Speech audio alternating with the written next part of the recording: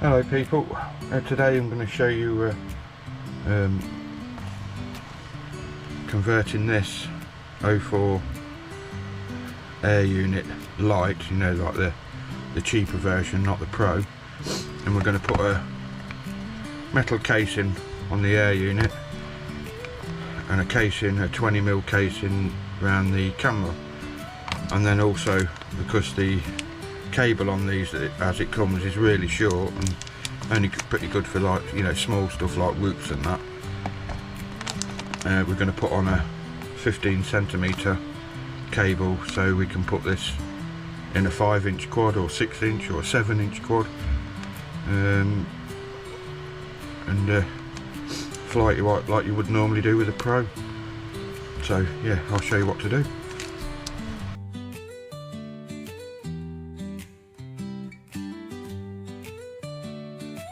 So the air unit, when you take it out of the box, it's got these little clear tags holding the cable in situ. Okay, so we're going to pick these plastic thing or glue, like it's a bit like hot glue. See that there? Pick the first one off.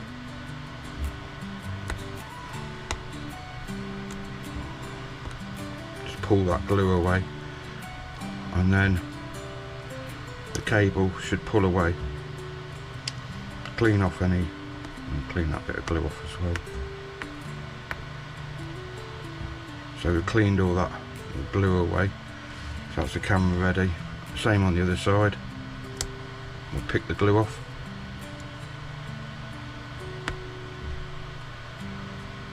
I mean, you can use a blade or something, but I don't know, you can feel it better with your nails. So you picked it off, and then hopefully pull away, and we've removed the small cable, and we've got 2 bits of a brand new air unit. So the new cable, as you can see, is quite a bit longer, so we might as well just start on this end.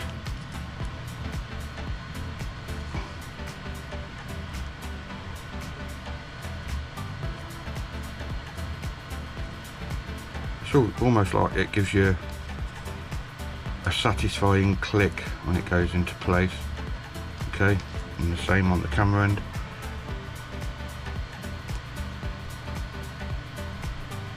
It goes in that way.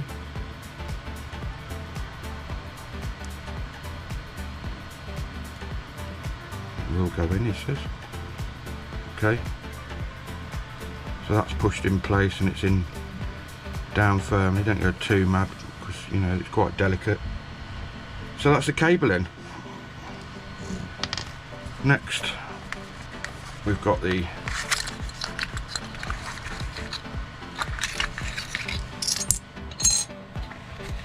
thermal grease with it and some small screws. That's all you get in the box. Okay, so we've got, as you can hear, it's a aluminium casing, and then we've got like 3 lumps sticking up where we can put some thermal grease on that. So we want to take the rubbers come pre-installed, so but we don't need them, so pull them away. Okay, we don't need them. And rubbers, rubber grommets, and also we don't need this sticker on the bottom, so we'll pull that off as well. And then when you see that, see how that will line up those lumps, pretty much. There's the one bit, there's another bit, they'll line up into there. And then this bit again, it's got a lump on there, so I think it's that way. Yeah, and that will clamp together just nicely. Look, you've got the USB-C, the power lead, the aerial, which obviously stops it from lifting up again, and the bind button and the cable exit that comes out. So I've got some of this thermal grease. I mean, I've got a bit left out from another one, so I'm not going to open that packet. You don't need loads. All I do is just generally squidge a bit on there. Look, you don't have to go too mad, but make sure there's a fair bit on there. Like that. Same on this little bit here. A little bit of thermal grease, why not? Make a bloody mess. And then we take that goes in that way. That gets pressed down a bit. Again, that bit's onto this bit, like so.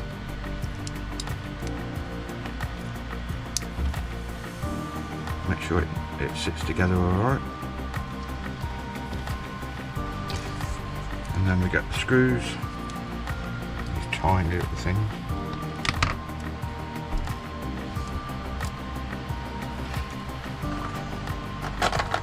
And a little tiny screwdriver. And we just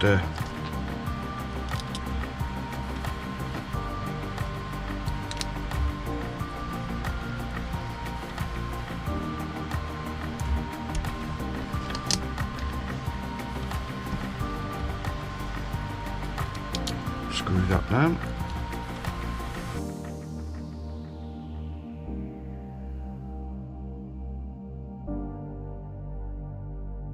Move on to the camera bit, and I've gone for a 20mm case. So in here we've got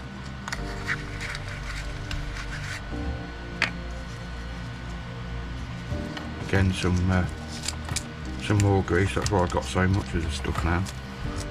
4 little tiny screws, and we've got the camera casing. Now this one is plastic.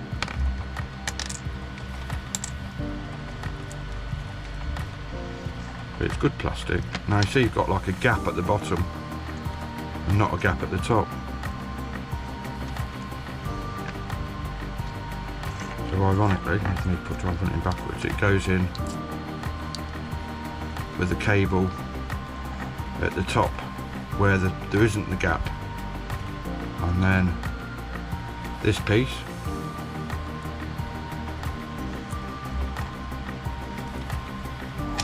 fits on like that, and then you screw it down. So again, with the camera I don't really bother putting any paste on it because it's plastic, you know what I mean? So not really going to do any much heat dissipation. So all we've got to do with that is literally put the camera in and screw the 2 parts together, and that's it, it's done. You've then now got, or hopefully, an air unit. You've got to be so careful, these little screws, look, they're tiny. It's not good having big fat fingers, but we manage.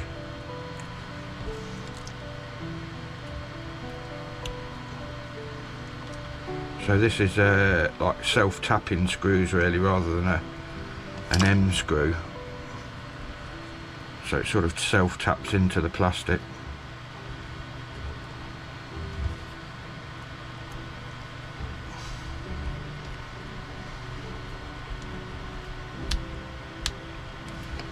It really is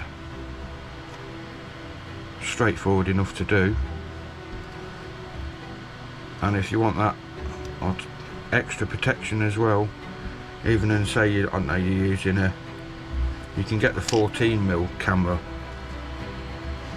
casings as well, so you don't have to have a big 20mm one like this for, say, a 5, 6 or 7 inch frame.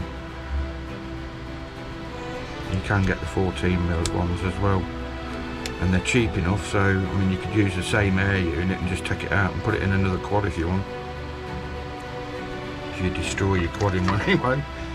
So that's it really. Okay, So I'm just going to now I've put all the casing on and the new cable and what have you, I'm just going to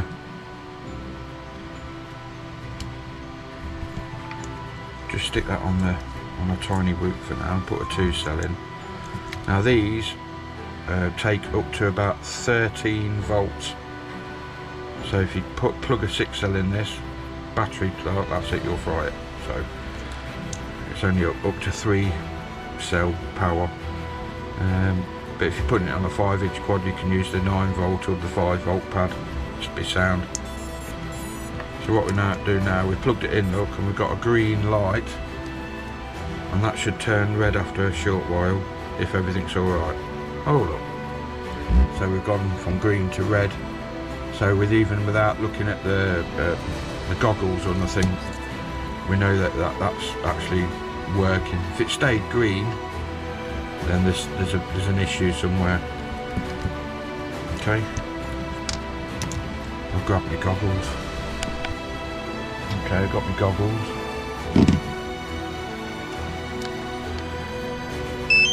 Switch them on.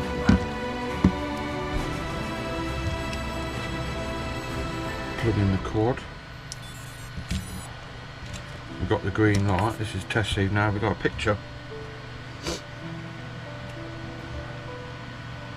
Oh, there we go. We've got a picture. Yep. Everything's all good. So yeah, that's it. That's ready to go. Stick in a larger quad if you want. If people are worried about, I know, the aerials, just put a quid whip on it, 5.8G. Don't go buying all these expensive mega decibel bullshit aerials. This will go out far enough for you. Probably you'll get better range with a picture than you will with a battery, so unless you want to go out a long way with it, then those whip antennas are perfect. So now we've tested it, and we've got a picture. Don't want it on the tiny whoop anyway. I'll put the weight without the casings on and the extra long lead, and then the weight of what this is. I've not got no scales to hand at the moment, but what you can do with it then, this one's already got one of these in. It's got the light in it at the back, and I've got the camera at the front with the same casing, and I've got an ND filter on it as well, which are cheap enough to buy for these. But yeah, it's been through the ringers a bit. It's on an old frame that I've had for a while now. It's a Source 1 frame, the V3 version. You know, the ones with the fatter arms. They've got skinny arms on the back from the V4, so it's a bit of a mix and match going on there. I've lost a screw there as well, but never mind. Oh no, I've only put 2 in. But yeah, you can plonk that in there. Look, there's plenty of cable length. You know, you could go to a 7-inch quad. You can get longer cables if you want for it. This is a 15 centimetre, you can get a 20 centimetre or even longer, or the standard 12 centimetre that most air units come with. So I just went for an extra 3 centimetre just in case. But yeah, it beefs up your feeble air unit. You know, it's exposed in every way you can think of, you know, circuit boards and what have you. And this, for the money, and I'll put the link up from where I got them from, is like peanuts really to save one of your investments, or it should help in a crash, because you know that's what happens a lot of the time. Well, hope that's helped anybody. So instead of £209 you can spend £99 and get a very similar experience. Hope that helps. Thanks for watching.